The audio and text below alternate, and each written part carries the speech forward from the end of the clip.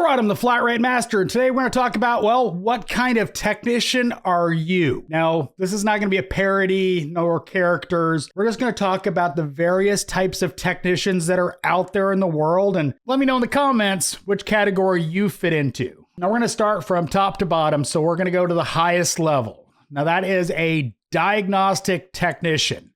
Now, this one is probably going to be a little incendiary to some, but this category, we're talking top level diagnostician. They're going to be, second to none at diagnosing weird issues. They're the people you want diagnosing the hero cars, the cars that have been to 16 shops, nobody could figure out, that kind of stuff. But on the other side of it, they're generally very poor at doing repairs efficiently. Now, again, diagnostics, they're efficient, they're knowledgeable, they're the one using math channels and Pico and, all the things. Now, I've known a bunch of people like this. They admit it. They don't fix cars that efficiently. Can they fix cars? Obviously, yes, but they're not efficient at it. Now, years ago, I had a discussion about one of these types, and a technician that had worked with him, was very familiar with his work, said that you could hermetically seal a vehicle, break it out of that seal years later, and he still wouldn't be able to do that repair unbook. Not saying that the repair wouldn't be done right, but definitely not efficient at it. And that's the main thing, is they're generally not the best when it comes to production. And that's why those technicians generally wind up either just being diagnostic guys in the shop or mobile programmers, diagnostics, dealing with all the body shop fun stuff. That's that category. Now, there's a subcategory of these technicians that is efficient at doing repairs. They're a much more rare species. Generally, the mindset of those type diagnostics technicians are more focused on diagnostics than being efficient at repairs. Just how their brain kind of works kind of thing is my theory. Now, this next category is where I kind of fit in. Not going to be the world-leading diagnostician, but very good at doing diagnostics and efficient at repairs. Generally, this is the category where most shops they want a guy that can produce as well as diagnose efficiently. Kind of how I've made my career. Generally, they're not going to be the best of the best at diagnostics. Like I said, there is a subcategory of the top tier.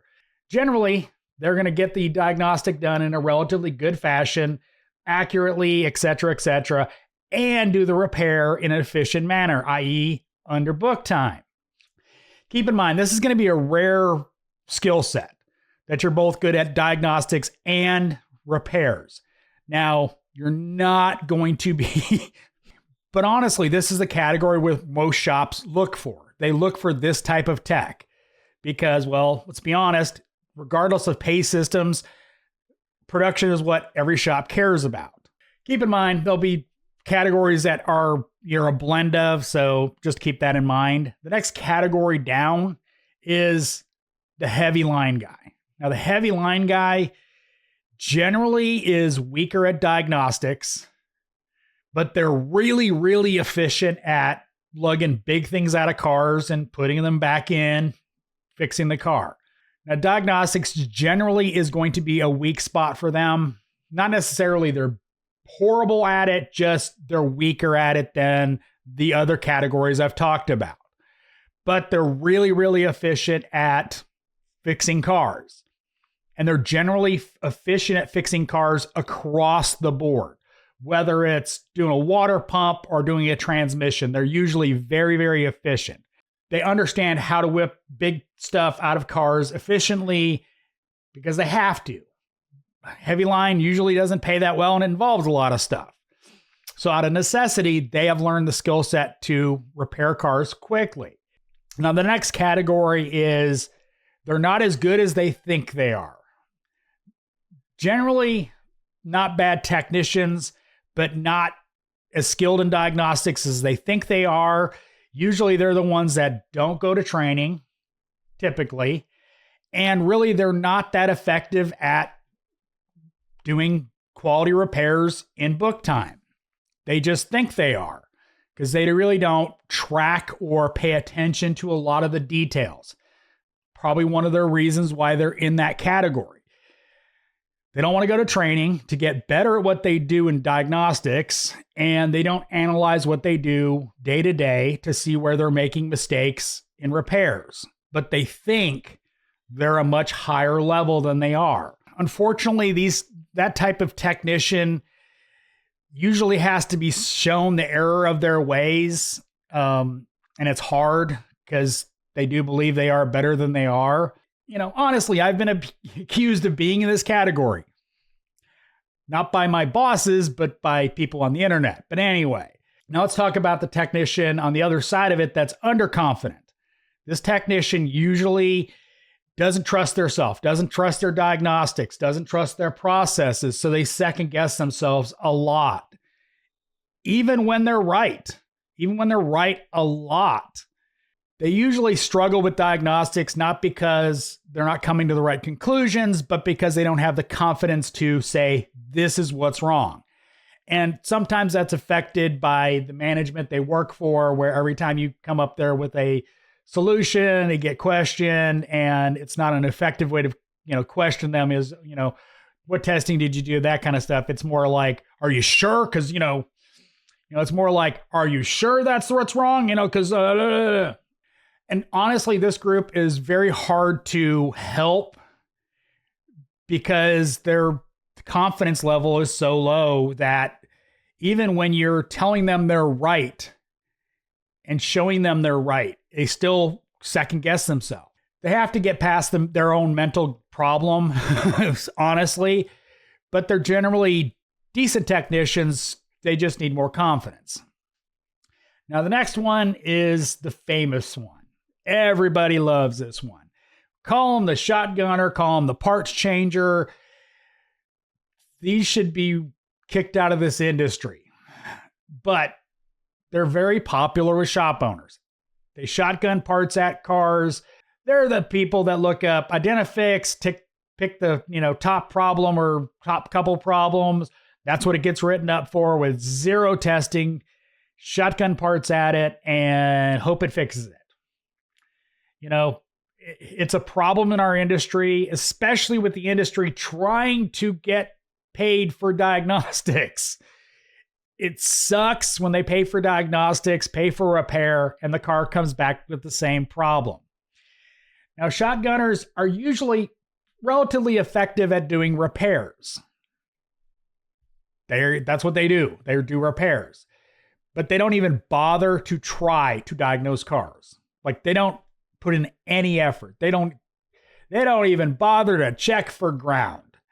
And it's a big, huge problem in this industry. And there's unfortunately a lot of them out there. And it's really bad look for our industry that there's so many of them out there, but there is. Now, the next category is, they can be called general service technicians. They're the young kids. Now, there's going to be several segments to this. So if you're a young kid getting into this industry, don't think I'm pigeonholing everybody into the same category. You've got the GS with aspirations. Now, this technician is a GS, but they are wanting to get better in every way they can. And they're trying to figure out ways to get better across the board, whether it's diagnostics, whether it's they're wanting to get better in this industry. And this is the holy grail of young technicians. And shops need to encourage that technician to grow. And it's also very rare that you find technicians like that often enough. And unfortunately, the other side of that is generally the shops don't support them. Sad, but true. If you've got a good GS and they want to learn and grow, go for it. Now, in that same category, you have the tire busters. These are the techs that don't want to do anything. They want to do as little as possible. That's why I call them tire busters. Bare minimum.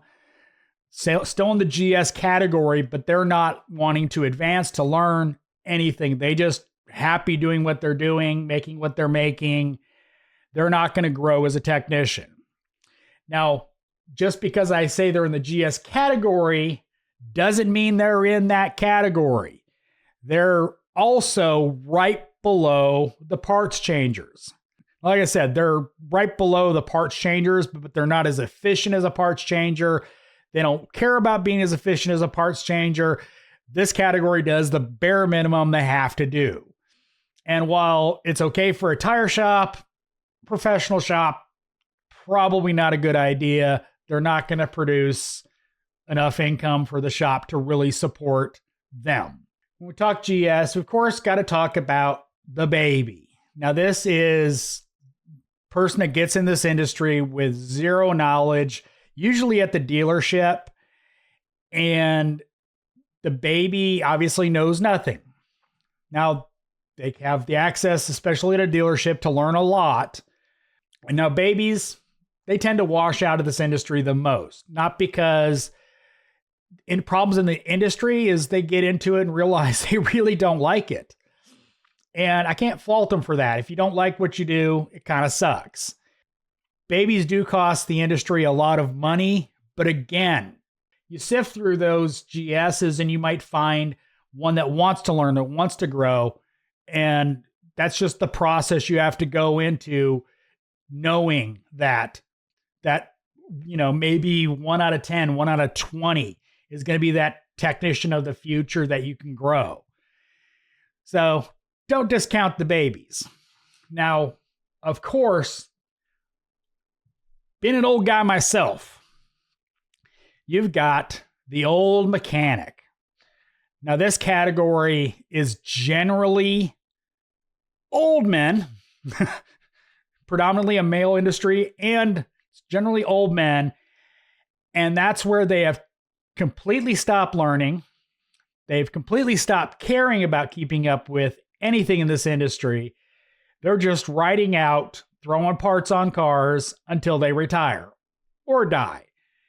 And they're generally not very fast, not very efficient, and they're really a lot of shop owners in this category, but they've refused to grow with the industry. They're just dinosaurs.